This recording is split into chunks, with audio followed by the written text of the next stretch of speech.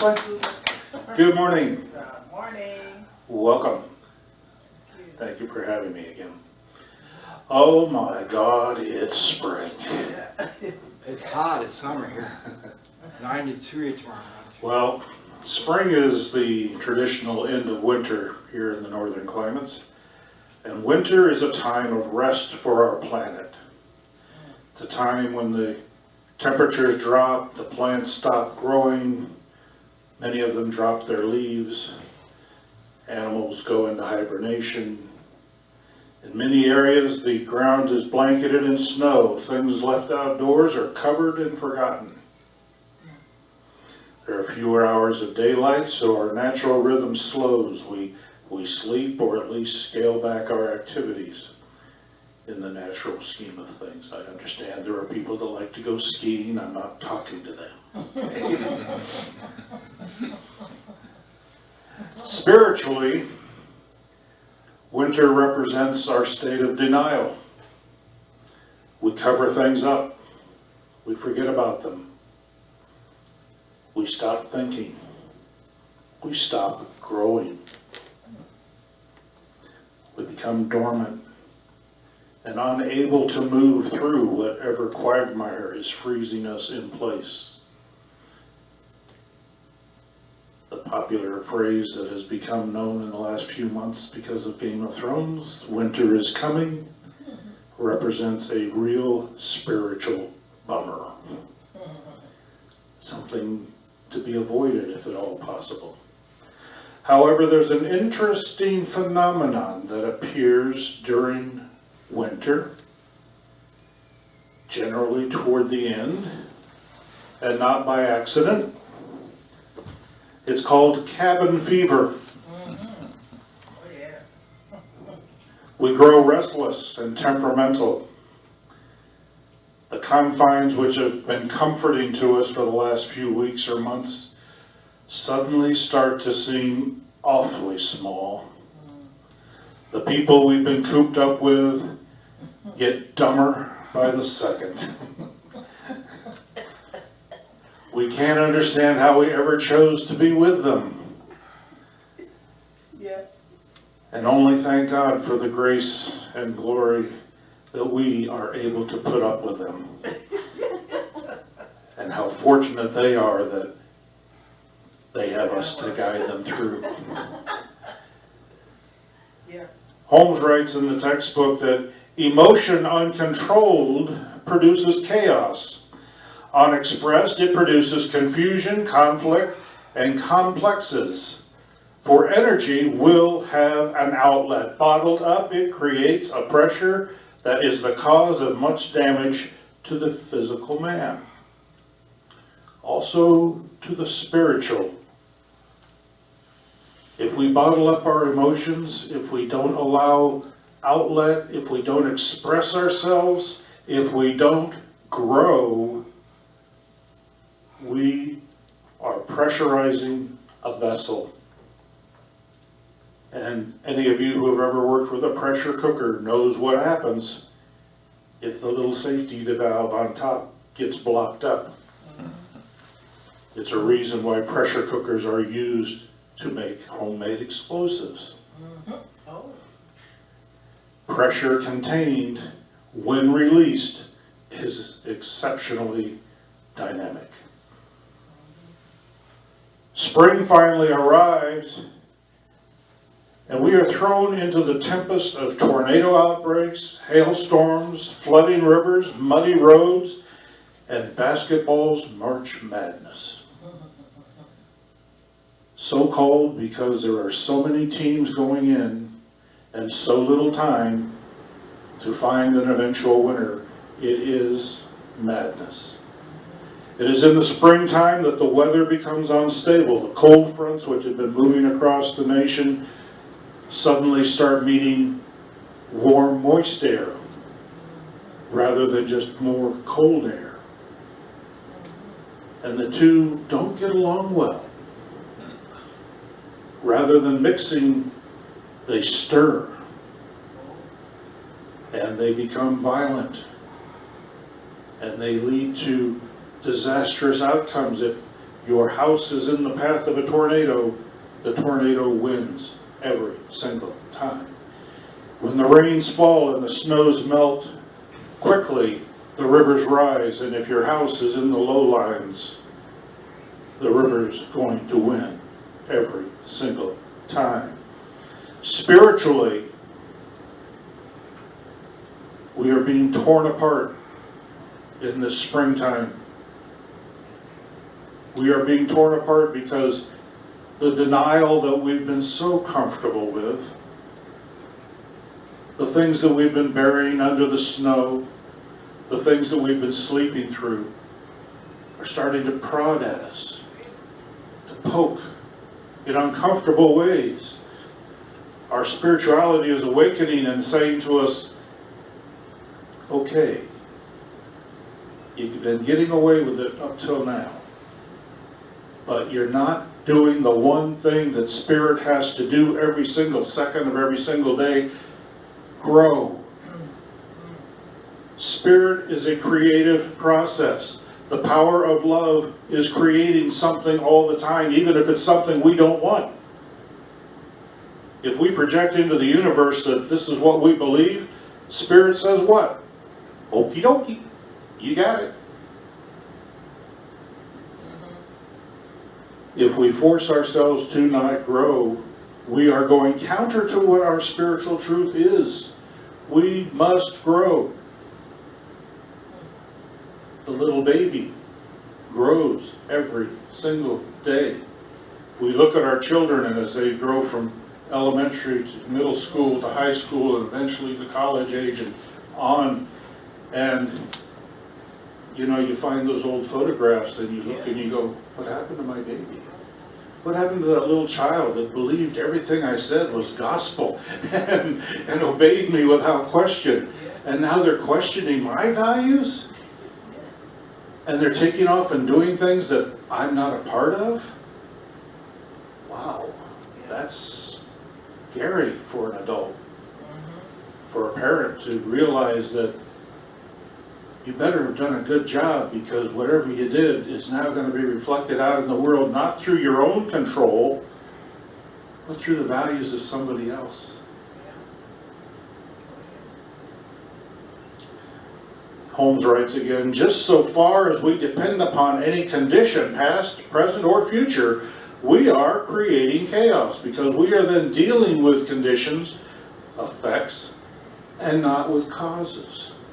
When we look to the past and say, I'm a victim of that, I'm a victim of these things that happened, or these conditions developed and I had to deal with that, and that's the reason I am where I am today, and I have an excuse for being there because those things happened to me, and I'm not responsible for that. And well, I'm in this situation now.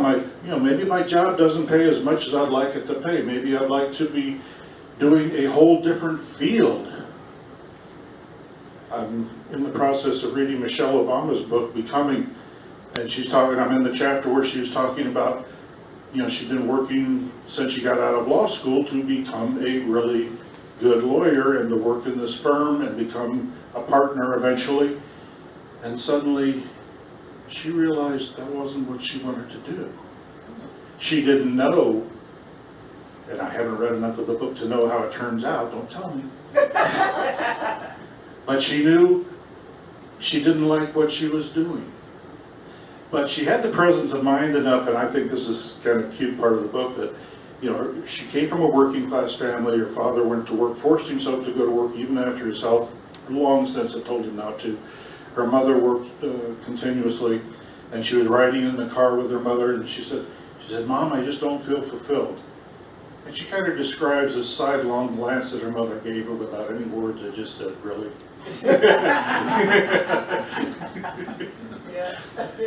And eventually she just said, make the money, then go get fulfilled. She mother was very practical. Yeah. But in the springtime, we start to get these feelings. The seeds start to crack out of their shell. They've been comfortable in the soil all winter long. They've been happy there. They haven't had to do anything. They haven't had to grow. But now all of a sudden the plant is forcing itself out of the shell, and they're being forced to grow. And spiritually we are being forced to grow because we can't stand not growing. Just can't do it. Try sitting in a chair for a long period of time doing something that you don't particularly want to be doing anyway. You know, it gets very hard. So just as we start blaming things on other things, we create that chaos within ourselves, and we create that feeling that I need to do something. We may not know what it is. Well, that's where our spiritual tools come into play. That's where doing a quick treatment that says, just give me some clarity. Is that too much to ask? Just open my eyes, let me see what's in front of me. And then maybe going into a meditative state. And I've had people say, well, I keep focusing on this image and I can't, and it doesn't come true, and what's the problem? And I'm going, because try meditating without dictating the outcome. Meditation is letting the answer come to you, not forcing the answer into the universe. There's visioning. Okay, great. Have the picture of the Mercedes on your wall. Look at it every day. Great. Update it once in a while, or you're going to wind up with a 20-year-old Mercedes. But, you know, when you do your meditation, that's not the time to focus on the Mercedes. That's the time to simply chill and allow all sorts of information to flow through without trying to identify it. We sit there meditating and our busy mind, our little monkey mind, the committee on our shoulders going, well, okay, I've got this waterfall of information flowing through to me. Now I got to pick out the important parts. No. Let the important parts reveal themselves to us on their own. We may, you know, I'm in the process of writing a story that I thought I was just doing a little character development piece. I was kind of setting an image of a building and putting people in it and trying to just introduce the characters for the story.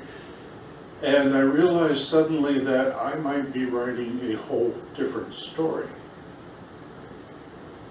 Because where I thought I was going, yeah, I can probably salvage that, and I can probably bend some words and make it happen. I might even have to come back and revisit these characters and redevelop them in a different way. But the way the story's unfolding on the page right now, I think we're going in a whole different direction. Now, I can fight that and force the other thing to come out maybe well, maybe not. Or I can go with the flow and see if it comes out to be something more exciting than I originally intended.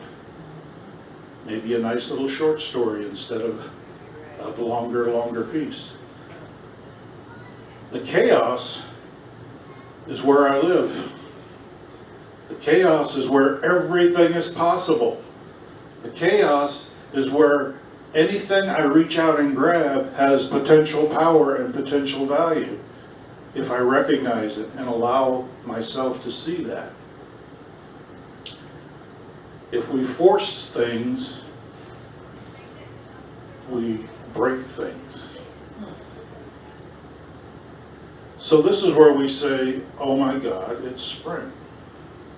This is where our awakening consciousness recognizes that we have been in denial and cannot comfortably stay there any longer. We are shaken out of our dormancy and forced back into action. And being human, we don't like it. We had grown comfortable with our snug winter garb. I don't know if you've ever lived in a cold climate, but if you've ever gone out in sub-zero weather and had all the right gear on, it feels really nice. It's comfy. You got to cover your face too. Well, yes you do, but if you've got all that stuff going on, you are very comfortable in that element, and it's great. Sleep was a welcoming and peaceful in our denial. Oh my God, we didn't have to think about our problems at all because they didn't exist, did they? We just simply put them away. Not having to grow simplified life. All we had to do was lay there in the soil and just be there. All we had to do was maintain the status quo. Keep new things. Keep out new things. And all was well. Sounds familiar, doesn't it? If you watch the news. Keep those new things out of our country. Keep those new ideas out of circulation. We don't want those new ideas. We don't want sharing ideas that are different. We want to go back to the way it was when we were little kids, when we were safe, and mom and dad took care of us. Well, mom and dad aren't here anymore. It's our turn to step up. If we can come to the point where we are not disturbed, Holmes writes, by things, we have found the secret. If, as Jesus said, we judge not according to appearance, but judge righteous judgment, out of any chaos we can produce harmony.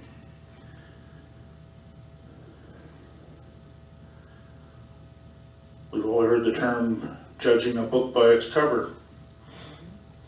We cannot allow things that are happening around us to sway us from believing and embracing our seamless union with God. We understand our dormancy is death. If we're not growing, we might as well be dead. Nothing's going to change. And not only is it not going to change, but we're going to become more miserable because the truth inside of us is going to burst. Something's going to go bad. The pressure is going to build up inside of us so much that it could become to affect our health. It can become affecting our mental state. We can become unhinged. We can become cancerous. We can develop any other, any of the diseases you want to think of, heart disease, anything, simply because we're trying to maintain something that can't be maintained. We're letting that pressure build up. That vessel's going to blow one way or another. The natural state to grow is to create. Spirit is always creating and it can do nothing else, and we are spirit and we must grow. Holmes writes again, the science of mind takes seriously the dictum of being recreated through the renewing of our minds. In science of mind, we focus on training our minds to know our true nature, that we are of the same stuff as the cosmos, as Carl Sagan was fond of saying. We are empowered by our knowledge of how the universe works, aware that our belief dictates our experience, and our beliefs are as fluid as our imaginations. Nothing has the power to remain true if we cease to believe it. The paradox is that truth is unchangeable, despite our belief. If we hook on to a false belief, it remains false whether we believe it to be false or not, and it acts on us as we believe. If we believe that we are not worthy, Spirit knows that's not true. Yeah. But the truth of the way the universe works is that if we do believe it, it becomes our truth. Yeah. And we have the power to change our thinking. We have the power to align with spiritual truth at any moment. Many of us had the experience of one teacher, one person in our life who said something that encouraged us. And as we saw on the board earlier, when you encourage, you empower. Yeah. And that whole list. One of these days, I'm just going to have you put that up there, and we're going to talk about that for a moment, okay? Because that's a good outline for a sermon right there. Right. And that little kernel of encouragement. I know for me it was Mrs. Klein in the 8th grade, because I didn't consider myself a writer. I was left-handed. I had lousy handwriting, but she recognized that I had fantastic ideas.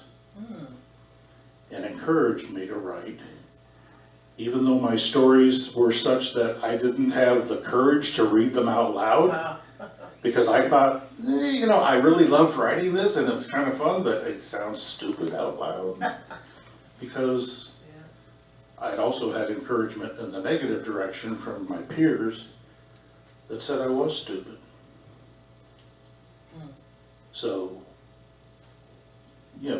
in the 8th grade, the 9th grade, there's a hell of a balancing act going on there. But this one teacher put that big red A+ on that paper. Great work. I can still see that in my mind. We're talking half a century later, more. I can still see that. So out of the chaos, Holmes writes that God's life flows ceaselessly out through your life and back to Him, which of course is Holmes writing back in the 1920s, back to it, we might say today, where it is renewed, purified, and refreshed. We have this energy of life, this loving energy that is this God power, for lack of a better term, spiritual power, what you will call it, Fred, I don't care. It gives us everything. It flows through us. It takes our beliefs and creates our experiences, as well as the experiences going on around us. We can't control everything that's going on around us. We just control how we feel about it. And we let these things happen, and we understand, if we align with our spiritual truth, if we remain true to that loving power, if we allow ourselves to grow with every experience, regardless of how difficult it is in the moment, if we allow ourselves to say, this is not defining me, because my definition is stamped in. Nothing that's bouncing off of me has anything to do with what I am. I am this true loving power. I am this energy that dictates how I get to feel. I don't care if my peers think I'm stupid. I appreciate that my teacher thinks I'm brilliant. But both could be wrong. But I understand that I'm this loving power. As long as I keep that foremost and up front, everything else really doesn't matter. What do we say in Science of Mind? What you think of me is none of my business. So out of chaos, we can create harmony. Because in spirit, the two coexist continuously. In the chaos of the universe, where things are flying around all over the place, what was it they said in Star Wars? They couldn't go into hyperspace because the navigation system wasn't working properly. Well, you get in your car, you push the throttle down and you just go, and you go as fast as you want, and you think, okay, that's cool.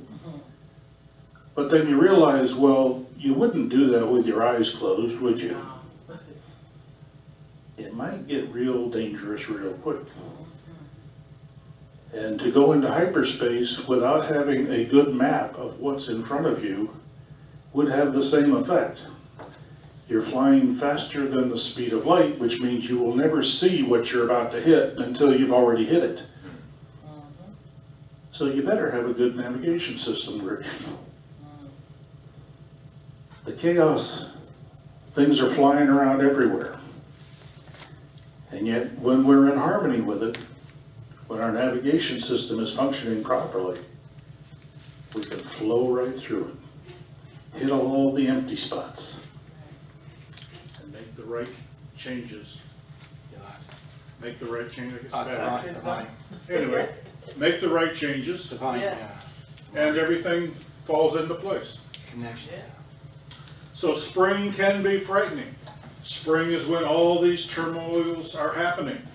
Spring is when the weather gets really bad. And if you've lived out in the country where the muddy roads are and the black flies are, it's not a good time to look forward to. You kind of wish it had stayed winter Yeah. until you get through it and you're in summer and your crops are coming up and the sun is warm and the days are long and you can get a lot accomplished because you don't have to work in the dark all the time. And we get to look forward to the growing season and the harvest in the fall. Thank you.